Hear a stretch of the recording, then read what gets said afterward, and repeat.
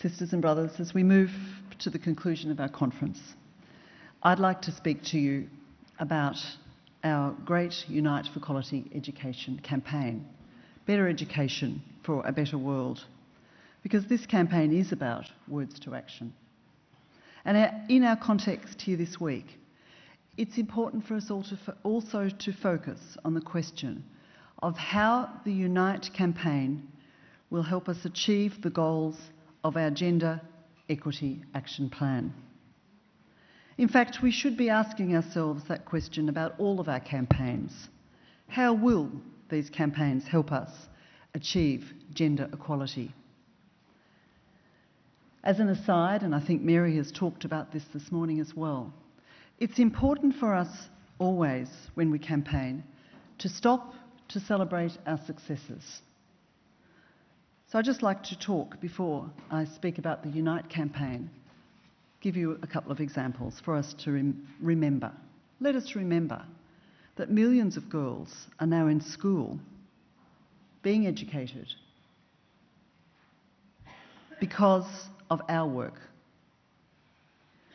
That many women, for example, of my generation, have had the chance of an education far beyond our parents because of the work of teachers. That we are moving closer and closer every day to achieve our demand of a standalone education goal in the post-2015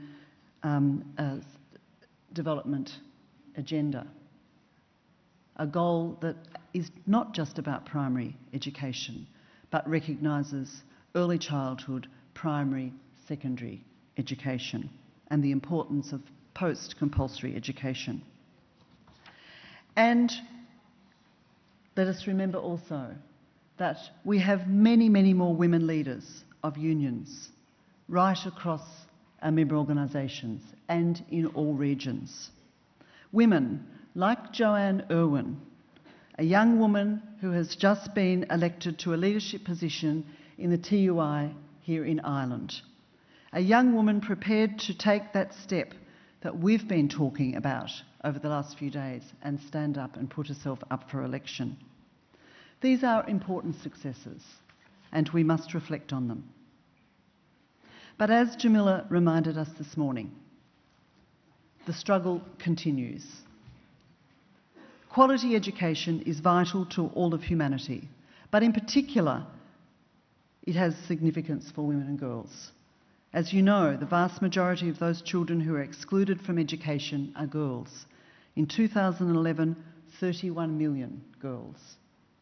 And more than 2/3 of the world's adults who are illiterate are women. The significance of educating women in the context of the extraordinary contribution which educated women make to reducing poverty and increasing economic development is also well documented. And Mary has outlined that to us this morning. Ghanaian scholar and educator Dr. James Emmanuel Kweju Agri said, "If you educate a man, you educate an individual. If you educate a woman, you educate a family." So EI has embarked on our Unite for Quality Education campaign because we want to try to ensure that every child in every country has the opportunity to receive the highest quality education their country can provide. But there is no question that ours is an uphill struggle. Earlier this year, we received some crucial information in the UNESCO Global Monitoring Report. First of all, it is very clear that we will not meet the global education goals agreed to in 2000. Especially disheartening is the fact that we will likely miss the goal of universal primary education by the year 2015 by what the Global Monitoring Report called a wide margin. So it's important for us, as we map the road forward, to understand the details of this assessment. Yes, it is gloomy, but it also illuminates a way forward with a detailed and non-partisan focus. Frankly, I hope that you have heard some of this information before, but no matter, we must constantly remind ourselves of these facts and spread this information to every continent until it is understood very widely. A generation of young women has missed out on education, and we will lose several more unless we can reverse what has become a momentum of exclusion. Right now, more than 100 million young women are unable to read a single sentence. How is that possible? It's because so many girls are in school and not learning. In fact, only 1 in 5 of the poorest children of both genders reach the end of primary school having learned the basics in reading and mathematics. And that is why our campaign is about quality education. As educators, we know that teaching and learning is about more than putting students in a room to improve statistics. Quality education requires properly trained teachers working with the right tools in supportive and learning environments and safe learning environments. Even the so-called simple matter of gender parity is proving to be difficult to move. Reaching parity at both the primary and secondary levels was to be achieved by 2005, but only 70% of countries will achieve parity by 2015. And Mary Metcalfe yesterday showed us those statistics. And as ever, the numbers are far worse for the poorest countries. So let's be very clear. Well, let's actually be very clear about this, because the big media news from the report concerns the basics of student achievement, specifically that governments are losing $129 billion per year because children are not learning. This includes 37 countries losing at least half the amount they spend on primary education because millions of children around the world are not learning the basics. So imagine that you are not an educator, but rather the reader of a newspaper or a consumer of news on television. What do you hear? What do you assume? Well, as the stories are filtered through the journalism of our day, the stories too often come out in a very predictable fashion that distorts the meaning and does damage to the facts. Because in far too many reports, the fault for the global education crisis is laid at the feet of teachers. Imagine that. Have you never heard of such a thing in your own countries? Have you? But these reports of the so-called learning crisis cannot go unchallenged. You cannot trace the thread of a poor learning outcome for students and stop at the nexus point of student and teacher, any more than you can understand a poor health outcome by the interaction of patient and physician. As usual, the truth requires a closer look. Fortunately, the UNESCO Global Monitoring Report team did its job exceedingly well, and the report argues 2 main points. Firstly, governments globally are not meeting their funding commitments to education, and where they do make investments, these benefit the privileged at the expense of the most marginalised, effectively widening inequalities. And moreover, many countries have failed to adequately invest in teachers' training, and many have resorted to recruiting unqualified teachers on temporary contracts to meet the demands of an expanding education system. And second, governments have not adequately funded comprehensive teacher policies. Worldwide, teachers work on limited contracts, earn salaries well below the minimum wage, and lack the fundamental qualifications, skills, support and learning materials to teach and teach well. Teaching and learning continues to take place in safe and unhealthy environments without oversight and often with overcrowded classrooms, scarce materials and poor sanitary facilities.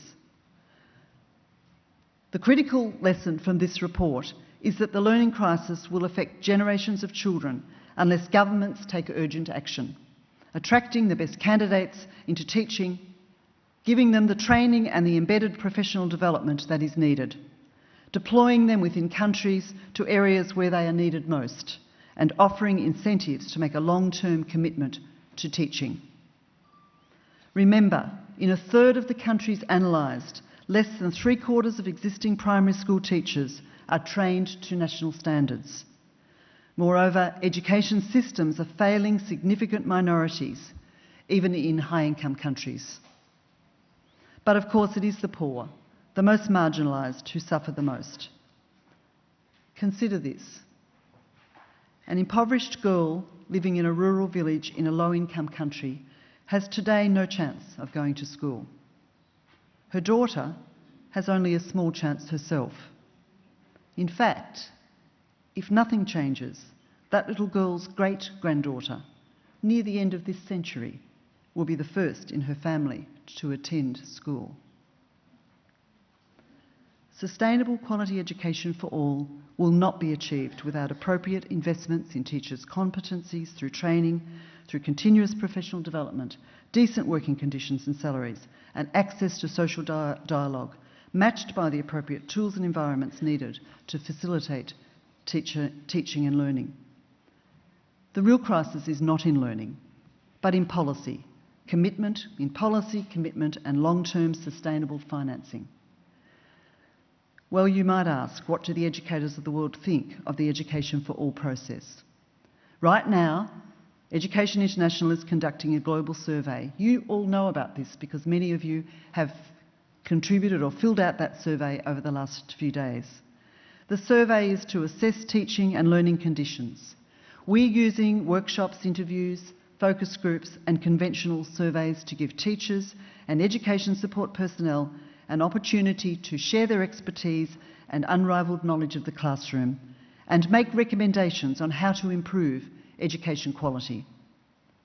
Sisters and brothers, this is the exact right time for us to be showing our numbers and raising our voices. Because right now, your country's representatives to the United Nations are discussing what the next global development framework should look like. This survey that we're undertaking is part of EI's efforts to make sure that the global debate on education reflects the reality of the classroom and that the voice of education professionals is heard. Do you have the support required to teach a quality lesson? Does the school provide students with an environment that favours learning? Based on your experience, what is needed to improve the education system? These are some of the issues we aim to shed light on. And so let me give you a little commercial break. I'm hoping there'll be a slide. The survey is currently available online in 15 languages, and we will be happy to add your language if you help us translate it.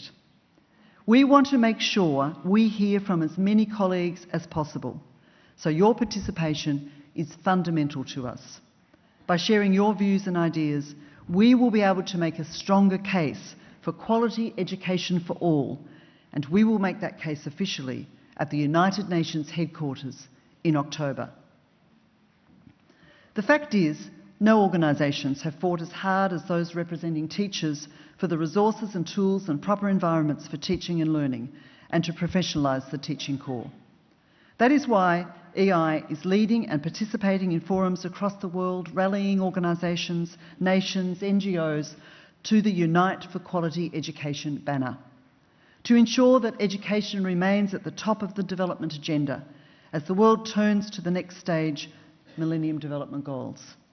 Not simply education as an issue of access, but education infused with the requirements of quality. Educators in more than 70 countries have pledged to promote Unite campaign activities this year alone.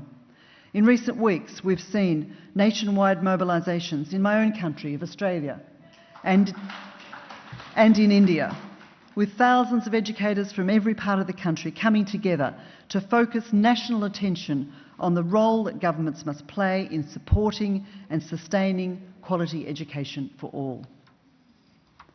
Because we know quality matters. It cannot be a luxury for a few. It's a necessity for every student, and not just literacy and numeracy. Both are vital, but if we are to truly affect the future, we must aim our sights higher. Some 18 months ago, the United Nations Secretary-General Ban Ki-moon, on the subject of education, aimed his sights higher. He said, every child must be in school. The quality of those schools must improve, and the students coming out of those schools must be prepared as productive citizens ready to lead the future. The Secretary-General spoke for the world when he said, education must fully assume its central role in helping people to forge more just, peaceful and tolerant societies. And this is the essence of the Unite for Quality Education campaign: to bring our members and their communities and partners and nations together in pursuit of better quality education for a better world. We want to show the world that educators are inspired and motivated in our work and through our organisations to be the leading advocates for access to quality education in every corner of the globe. Advocacy of global citizenship through quality education is not simply in our DNA as teachers and education professionals. It's embedded in our understanding of civilisation. Quality education is not simply a public good, it is a human right. 65 years ago this December, the Universal Declaration of Human Rights recognised the transformative role of a quality education beyond letters and numbers.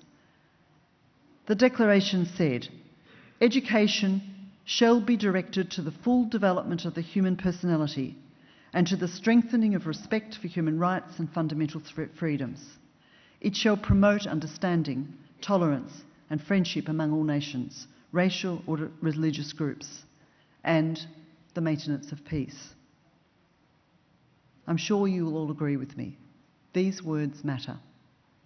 Our vision of quality education is not only defined in terms of learning outcomes, but also in terms of the full development of the individual and their contribution to society.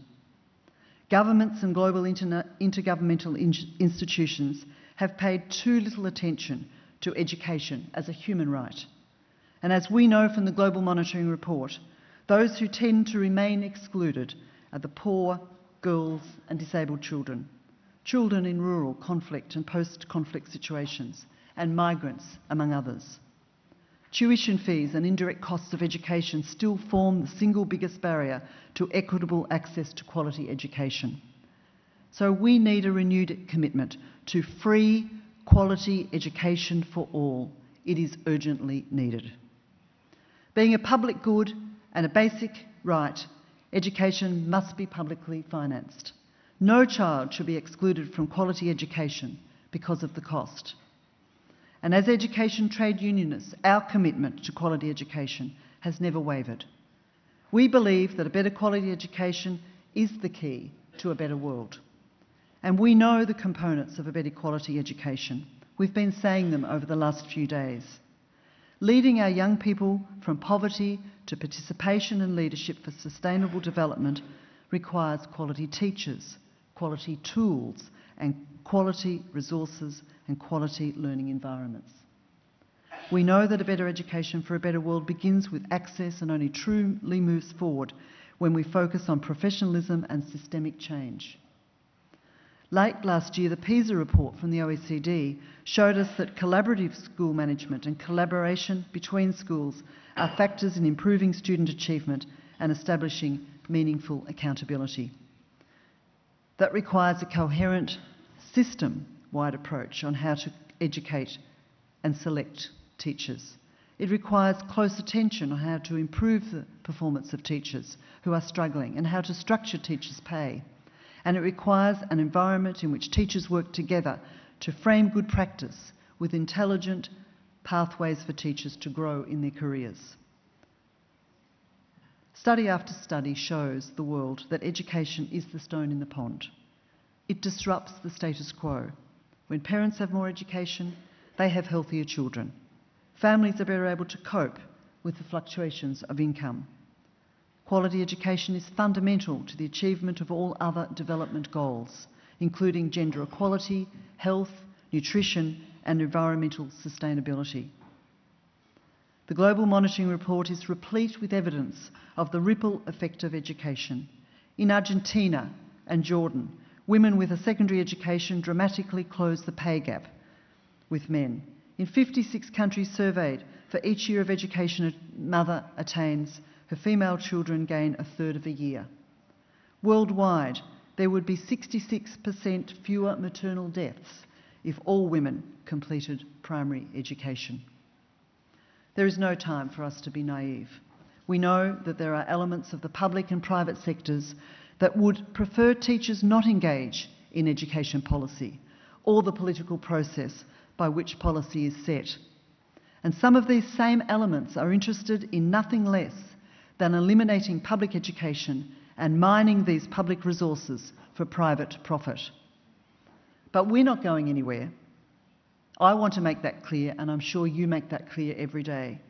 Instead, we will take advantage of every opportunity to state the facts about the critical importance of teachers in education and of public education as a public good and a right for every student.